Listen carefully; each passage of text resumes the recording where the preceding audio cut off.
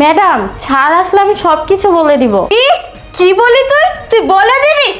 এই তুই কি ভুলে গেছিস তোর মা অসুস্থ, হসপিটালে ভর্তি, আর তোর মার চিকিৎসা করে আমারই চেনা পরিচিত ডাক্তার। তাকে বলে তোর মার ওষুধ চেঞ্জ করে অন্য ওষুধ দিয়ে তোর মাকে জানে শেষ করে দিব। আর তারপরেও যদি তুই বলিস, তখন তোকে আমি টুকরো টুকরো করে নদীতে ভাসিয়ে দিব, বুঝেছিস? এখন এখান থেকে যা।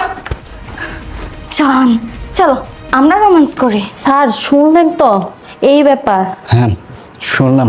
শোন, তোর কথা যদি সঠিক হয় তাহলে তোর কপাল ভালো, আর মিথ্যা হলে আমি কিন্তু তোকে পুলিশে দিব। কথাটা মনে রাখিস। যা তুই তোর কাজে যা। ভাই, এবার আমি বুঝতে পেরেছি তুই আমাকে কি বোঝাতে চাচ্ছিস। সব কিছুর একটা শেষ আছে ভাই। আজকে হবে ওই কালনাগিনীর সাথে